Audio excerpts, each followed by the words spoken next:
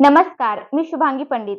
Swatej news मराठीच्या बातमीपत्रात आपलं स्वागत आहे. तर पाहूया आजच्या काही ठळक घडामोडी. जो विद्यार्थ्यावर अमानुष लाठी हल्ला झाला त्याच्या निषेधार्थ लोकसभेचे विरोधी पक्षनेते तथा आमचे नेते राहुलजी गांधी, नांदेड जिल्ह्याचे खासदार लोकप्रिय रवींद्र वसंतराव चव्हाण साहेब त्या ठिकाणी पंतप्रधानांच्या निवासस्थानी बाहेर उपोषण करत होते. त्यांनी एवढंच म्हणत होते की जे प्रधान आहेत आपले शिक्षण मंत्री त्यांचा राजीनामा घ्या म्हणून म्हणत होते. त्यावेळेस असं झालं की राहुलजी गांधी आणि खासदार साहेबाला आणि दुसरे महाराष्ट्रातले बरेच खासदार होते त्यांना पोलिसांनी व्हॅन मध्ये टाकून पोलीस स्टेशन येथे नेले. त्याच्या निषेधार्थ पूर्ण महाराष्ट्रभर आंदोलन चालू आहे. काल नांदेड जिल्ह्यामध्ये सुद्धा आंदोलन झालंय. काल वंचितचे श्रद्धेय बाळासाहेब आंबेडकर यांनी जी घोषणा केली महाराष्ट्र बंदची, आज मुदखेड शहरामध्ये महाराष्ट्र बंद म्हणून मुदखेड सुद्धा त्याच्यात सामील आहे. सर्वपक्षीय भारतीय जनता पार्टी सोडलं तर काँग्रेस, राष्ट्रवादी, वंचित, शिवसेना हे सर्व मिळून मुदखेड शहरामध्ये आज बंद यशस्वी झाले. मी एवढंच सांगतो हे भारतीय जनता पार्टीचं सरकार पूर्ण फेल आहे. त्यांनी पूर्ण विद्यार्थ्यावर जे लाठी हल्ला केला. आज एक खरं तर काल एक तरुण विद्यार्थिनी मृत्युमुखी झाली. आपण सर्वांच्या वतीने त्यांना एक 2 मिनिट श्रद्धांजली कार्यक्रम सुद्धा घ्यायला पाहिजे.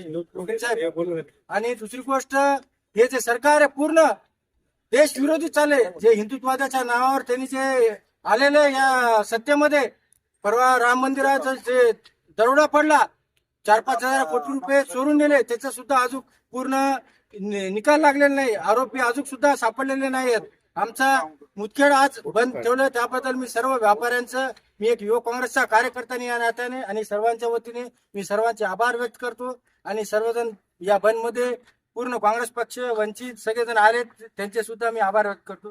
दिल्लीमध्ये जो लाठीचार्ज झाला तो लोकशाहीच्या विरोधात आहे. त्यामध्ये जसं आमच्या काकांनी सांगितलं की RSS चे गुंडे त्यामध्ये सामील झाले होते.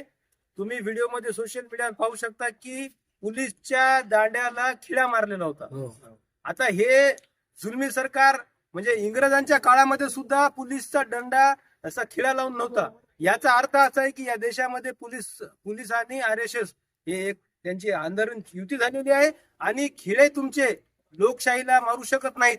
आणि बॅज नव्हते, टोप्यामध्ये त्यांचे नाव नव्हते. अशा प्रकारे RSSच्या गुंड्यांना समोर करून हे शासन लोकशाहीची हत्या करून पाहत आहे. अशा शासनाच्या विरोधामध्ये आदरणीय श्रद्धेय बाळासाहेब आंबेडकरांनी बंद पुकारला. या बंदला काँग्रेसचा पाठिंबा आहे, त्याच्यानंतर शिवसेनेचा पाठिंबा आहे.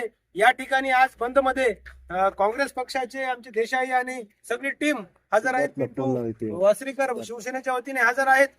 आणि व्यापाऱ्यांनी आम्हाला प्रतिसाद दिला त्याबद्दल मी काँग्रेस पक्षाच्या वतीनं, शिवसेनेच्या वतीनं आणि श्रद्धेय बाळासाहेब आंबेडकरांच्या वतीनं, बहुजन समाज पार्टीच्या वतीनं मी सर्व व्यापाऱ्यांचे या ठिकाणी जाहीर आभार व्यक्त करतो. त्यांनी बंदला आम्हाला प्रतिसाद दिला.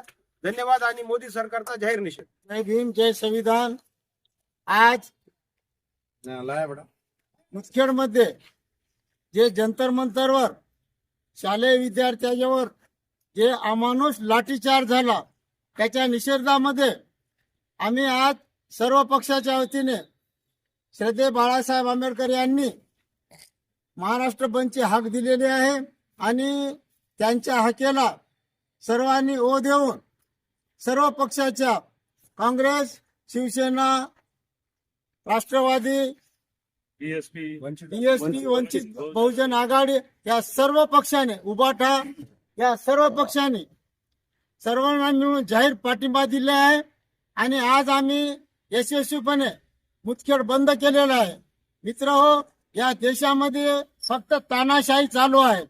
निदर्शने करणे, उपोषण करणे काही गैरकाम नाही. संविधानाने दिलेला एक मूलभूत अधिकार आहे. आणि त्या अधिकाराचा वापर करून काही नाही, फक्त नीटचे पेपर फुटल्यामुळे जे मुलं आहेत त्यांनी फक्त शिक्षण मंत्र्याचा राजीनामा मागलेला आहे. राजीनामा मागत असताना आज 25वा दिवस आहे. त्या ठिकाणी काल एवढी दगडफेक आणि पोलिसांनी एवढा अत्याचार केलेला आहे. आणि त्या पोलिसासोबत काही RSSचे गुंडे दंडे घेऊन विद्यार्थ्याला मारहाण करीत होते. मित्रहो, हे भाजप सरकार जेव्हापासून आलं त्यांनी फक्त या देशाची शांतता भंग करायचे ठरवलेले आहे. अशाच प्रकारे जरांगे पाटील एक शांततेने उपोषण करत होते. उपोषण करत असताना त्या ठिकाणी एक पोलीस बंदोबस्त वाढवून त्याच पोलिसांनी दगडफेक करून त्या अंतरवली सराटीमध्ये एक मोठा दंगा घडवून आणला.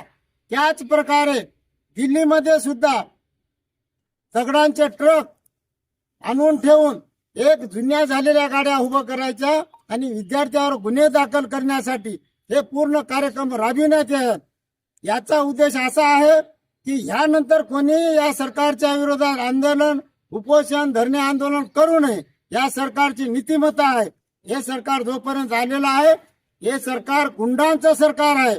कालच्या निषेधार्थ मी नरेंद्र मोदी, अमित शहा व त्यांच्या सरकारचा जाहीर निषेध करतो.